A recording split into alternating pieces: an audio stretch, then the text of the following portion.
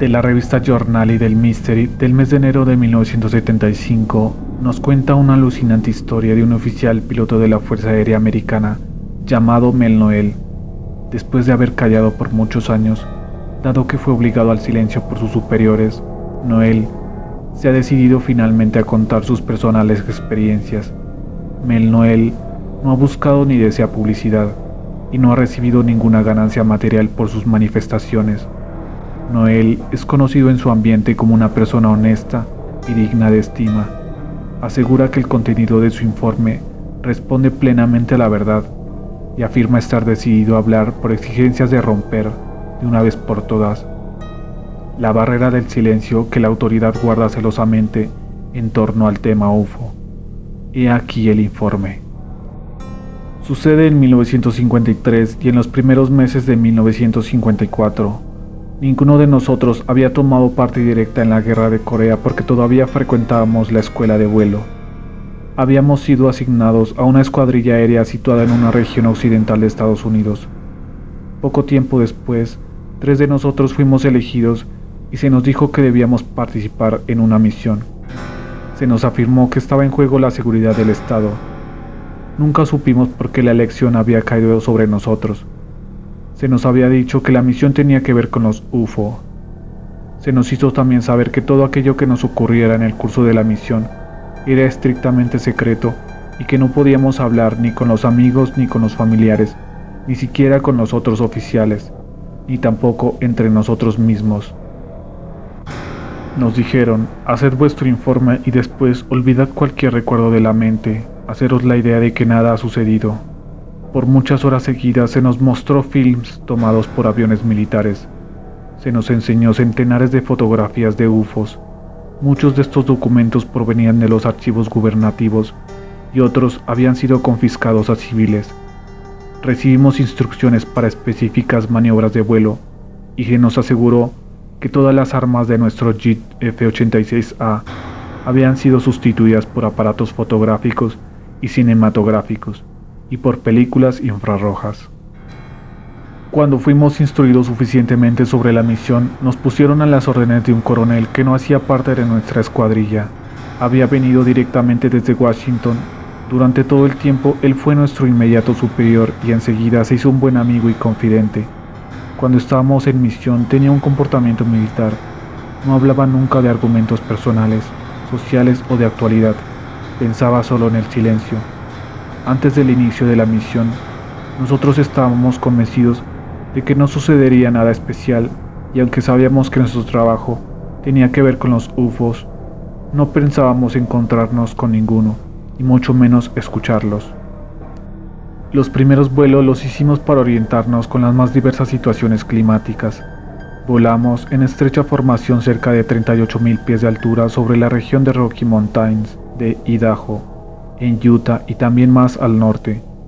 Cuando tuvimos el primer avistamiento, el teniente X anunció: Bogies, son las 9 horas.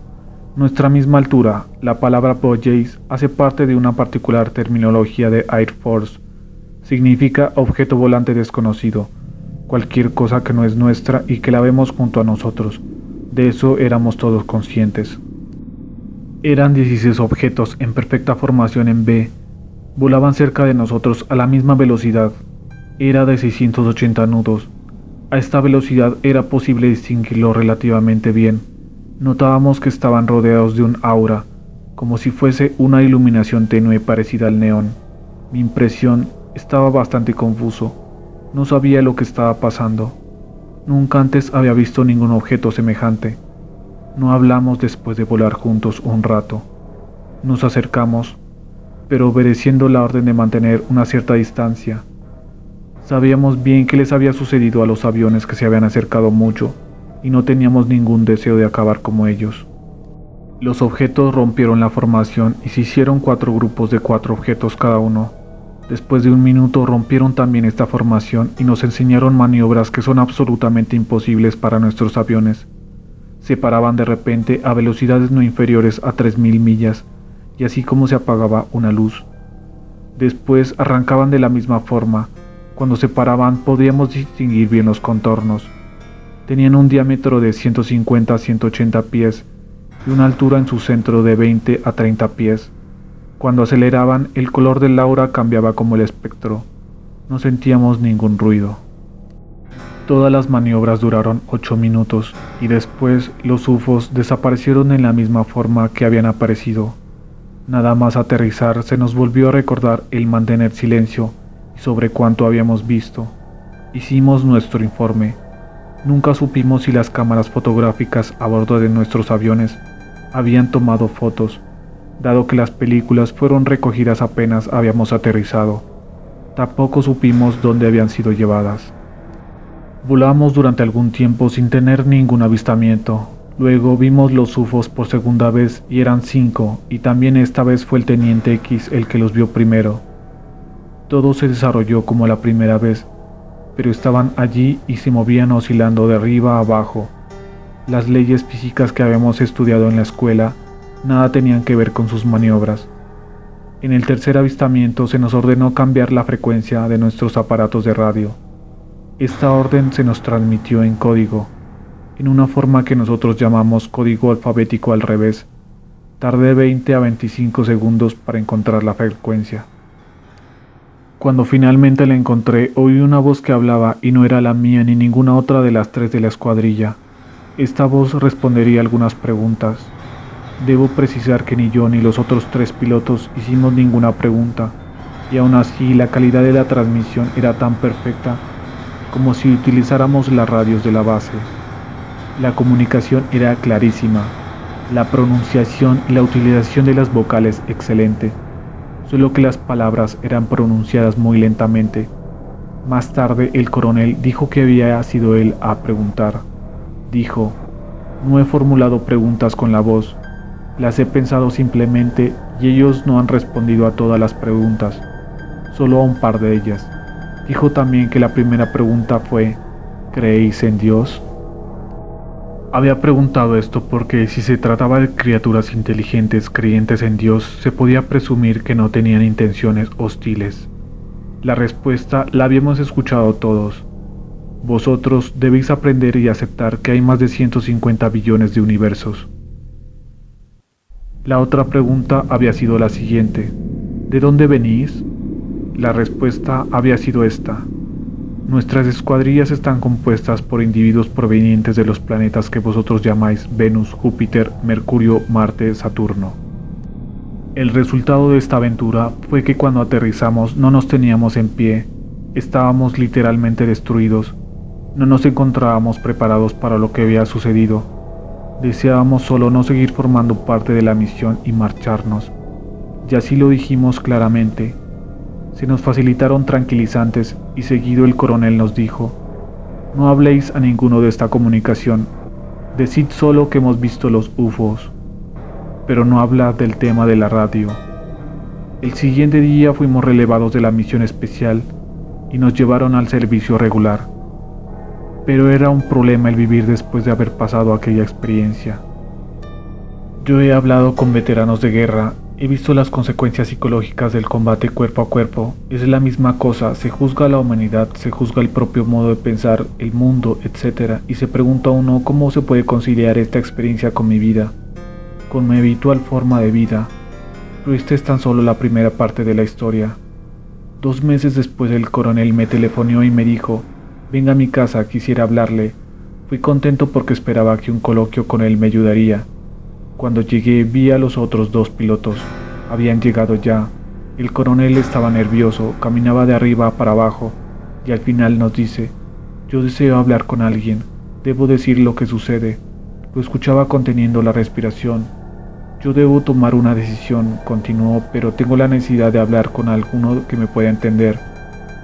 Cree que solo vosotros estáis en grado de comprender. Yo he descubierto la verdad. Cayó un momento y después continuó: soy yo, a pesar de todo, un oficial de este país, hago parte de la Fuerza Aérea y tengo deberes y responsabilidades, y la verdad que he descubierto no se concilia con todo esto. Debo tomar una decisión. No sé qué hacer, pero ciertamente ellos no hacen saber nada de cuánto ha de suceder. Dudó un poco y luego concluyó: esto es cuanto puedo deciros, nos veremos pronto. Nos telefoneó después de un par de semanas: venid, tengo algo que deciros. Aquella comunicación no fue la primera.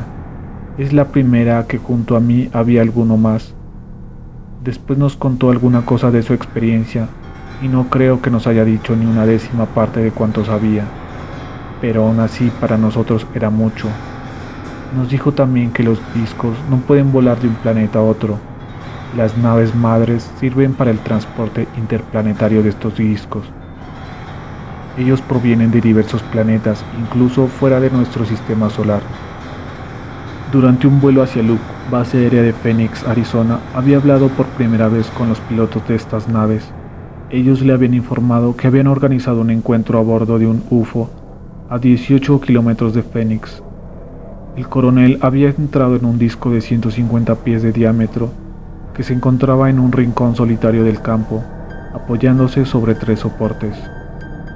Después, el coronel nos enseñó un pequeño disco metálico. Le había sido dicho que retuviera el disco con las manos en el estómago para no sufrir daños en la entrada del campo de fuerza del UFO. A bordo le fue presentado un maestro y había comenzado a hacerle preguntas sobre el por qué se encontraba allí y sobre lo que le esperaba del futuro. Me dijeron, contó el coronel, que eran responsables de este planeta, que en un futuro no se encontraría en condiciones favorables. Nuestro planeta es considerado como un purgatorio, donde vienen encarnados quienes tienen problemas de fondo por resolver. Ellos me explicaron qué era la reencarnación. El maestro hizo una serie de previsiones, incluso sobre el futuro de California. Ellos me anunciaron el inicio de una nueva era cuyo influjo se estaba ya notando, pero que se sentiría plenamente hacia el año 2000. Como preparación deseamos hacer numerosos cambios políticos, revoluciones religiosas y sociales. Los habitantes de la Tierra producen vibraciones de tipo permanentemente negativas. Nuestro mundo es materialista y no cree más en lo que ve. Los hombres prefieren cosas tangibles, pero debemos aceptar que no poseemos nada, ni siquiera nuestros propios hijos. El coronel dijo después que nosotros los hombres habíamos recibido en cierta medida una licencia para gobernarnos solos. No sabía quién había concedido tal licencia, pero éramos libres de utilizarla, ya sea tierra, el agua, el aire. No teníamos tasa que pagar por este uso, sino cumplir con lo que ordenaba la ley universal de causa-efecto. El coronel había pedido explicaciones a propósito de lo que nosotros llamamos karma. El maestro había dicho, la reencarnación es simple como la escuela elemental.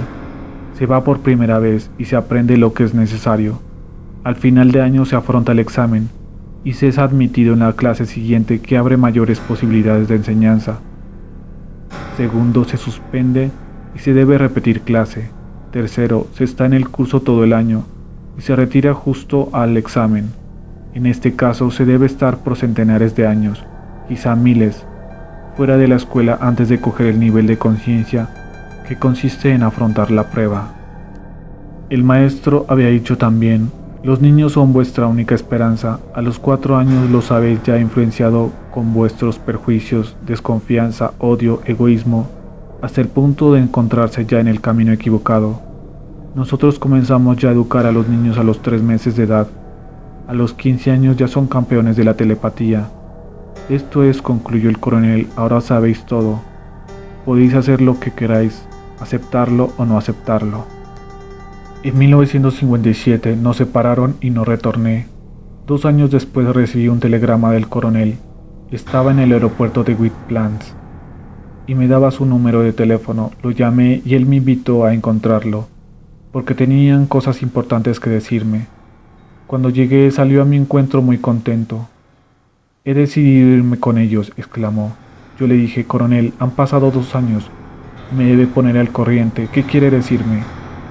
Lo que le he dicho, dentro de 3 días me voy con ellos. ¿Tiene miedo? Nada. Soy el hombre más feliz del mundo. Espero este momento como un niño espera a Papá Noel. Sé dónde iré y esto es muy importante.